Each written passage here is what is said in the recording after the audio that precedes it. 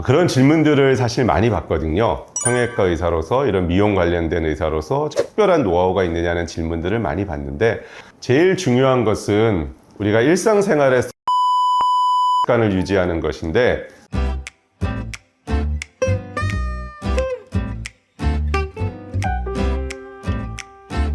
안녕하세요. 더 리제인 성형외과 이석준 원장입니다. 여러분들 나이 드시면서 얼굴이 처지고 탄력을 잃어서 고민하시는 분들 많으세요. 병원에도 그런 것들 때문에 우려하시면서 찾아와서 상담을 하시는 분들 많으시는데요.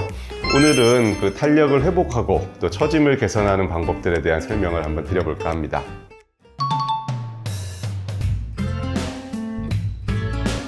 우리가 얼굴이 탄력이 떨어지는 이유는 나이가 들면서 어떤 기관들도 다 마찬가지지만 얼굴에 탄력을 유지하던 조직들이 약해지고 늘어나면서 그런 탄력들이 점점점 떨어지게 되는 거거든요. 우리가 그렇기 때문에 우리가 탄력을 유지하기 위해서는 그렇게 노화되는 우리 탄력을 지지하는 구조물들을 건강하게 유지할 수 있는 그것들이 수술도 좋고 시술도 좋고 또는 생활 습관에서 그런 것들이 잘 유지되도록 하는 것들이 중요하다고 할 수 있습니다.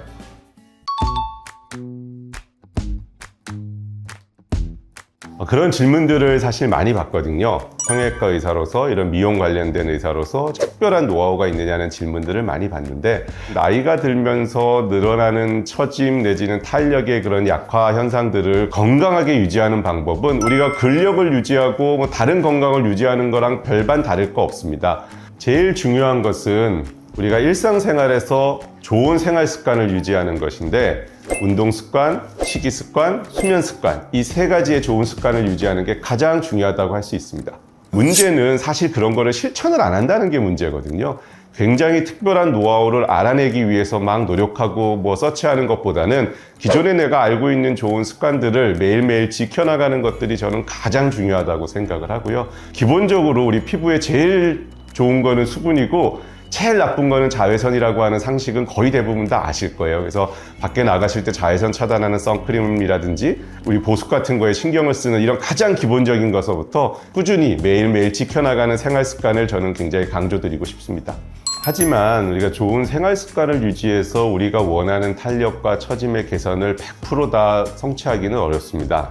이미 처져버린 것들을 개선하기 위해서는 성형외과에 찾아와서 수술적인 상담을 많이 하게 되는데요. 그런 수술적인 방법으로 우리가 가장 많이 사용하는 수술 방법이 안면 거상 리프팅 수술이라고 할 수 있습니다.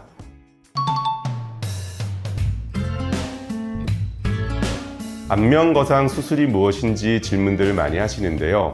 사실 한국어로는 안면 거상과 영어의 리프팅 수술은 사실 같은 의미입니다. 우리 안면 거상 또는 리프팅을 위해서 찾아와서 상담하시는 분들 많으신데요. 사실 환자분들마다 개성이 다르고 니즈가 다들 틀리십니다. 그래서 수술 방법도 굉장히 여러 가지 종류의 방법들이 우리가 실행이 되고 있고, 본인한테 딱 맞는 어떤 한 가지 방법보다는 여러 가지 방법들 중에 지금 현재 본인의 어떤 처짐의 상태라든지 사회적인 어떤 상황이라든지 이런 것들을 고려해서 본인한테 가장 잘 어울리는 수술을 고르는 것들이 사실은 안면 거상 리프팅 수술에서 중요하거든요. 그 중에서도 가장 강력하게 우리가 절개를 좀 크게 감소하더라도 리프팅의 효과를 극대화하기 위해서 시행받는 수술이 소위 안면 거상 페이스 리프트라는 수술입니다.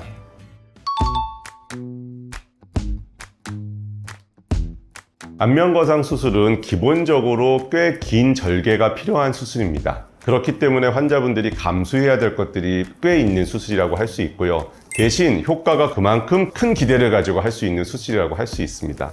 결국 수술하는 사람도 기술적인 측면도 있지만 철학적인 측면도 있게 마련이에요. 환자분의 효과를 극대화하는 쪽으로 수술의 방법들을 고안해서 나가는 선생님들도 계시고, 반면 부작용이라 그럴 것까지는 없지만 환자분이 수술을 겪어야 되는 어떤 고통, 이런 부분들을 최소화시키는 쪽으로 수술의 방법들을 정해 나가시는 분들도 있습니다. 그래서 어떤 게 딱 옳다, 그르다 이렇게 말할 건 아니지만 수술하는 방법이 병원마다 조금씩은 다를 수밖에 없는 것이고요. 저는 개인적으로 리프팅 수술에 여러 가지 방법이 있다고 말씀을 드렸는데, 효과를 많이 보기 위해서 많은 것들을 감소하고 각오하고 수술하시는 안면 거상 수술에 대해서는 효과가 조금 더 우선시되는 방법으로 수술이 진행되어야 된다는 생각을 가지고 수술들을 진행하고 있습니다.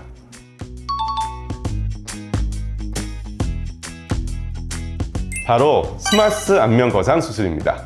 우리가 안면 거상에서의 핵심 조직은 스마스 조직이라는 층입니다. 얼굴에 있는 피하 지방 조직, 표정 근육 조직, 그것들을 엮는 근막 조직들, 이런 여러 가지 조직들이 합쳐져 있는 구조물을 우리가 스마스라고 부르는데, 결국 얼굴의 탄력을 유지하는 가장 강력한 힘이 되는 층이 스마스 층이라고 할 수 있고, 안면 거상 수술에서 이 스마스 층을 어떻게 관리를 해서 어떻게 조작을 해서 우리가 처진 것들을 개선하느냐가 사실 핵심이라고 할 수 있습니다. 그래서 수술 명칭도 스마스를 잘 다룬다는 의미에서 요즘 안면 거상 수술을 스마스 안면 거상이라고 특별히 부르고 있습니다.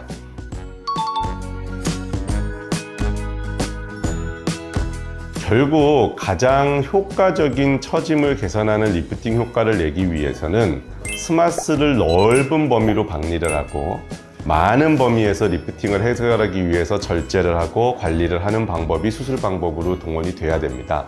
최근에는 스마스의 박리 범위를 위험하지 않을 정도의 최대한 많이 박리를 하고 많은 부분을 우리가 당겨주는 거에 인벌브를 시킴으로 인해서 처짐을 좀 더 강력하게 해결하기 위해서 수술 방법들이 발전하고 있습니다.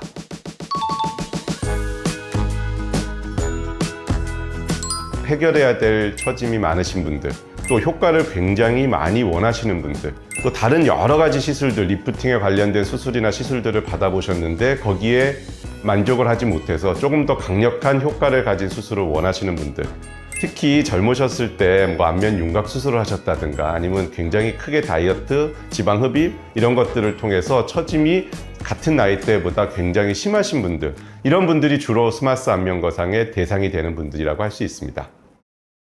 제가 오늘 병원마다 안면 거상 수술이 방법이 다른 이유, 그리고 어떻게 하면 효과적으로 수술이 이루어질 수 있는지에 대한 부분을 설명드렸는데요. 모든 수술이 다 그런 건 아니지만 스마스 안면 거상은 어쨌든 환자분들이 크게 효과를 기대하고 받으시는 수술이기 때문에 효과를 극대화하기 위한 수술 방법으로 진행되는 것이 맞다고 생각을 합니다. 물론 효과를 위해서 환자분들이 붓기라든지 여러 가지 불편한 부분들이 굉장히 심해지는 건 아닙니다. 우리가 적당한 수술 방법들을 잘 유지한다 그러면 효과는 극대화시키면서도 그런 불편함은 크게 다르지 않는 수준으로 유지할 수 있기 때문에 우리가 적당한 수술 방법, 스마스 안면 거상을 잘 선택하셔서 좋은 병원에서 수술을 받으시는 것을 추천드립니다. 지금까지 더 리젠 성형외과 이석준 원장이었습니다. 감사합니다.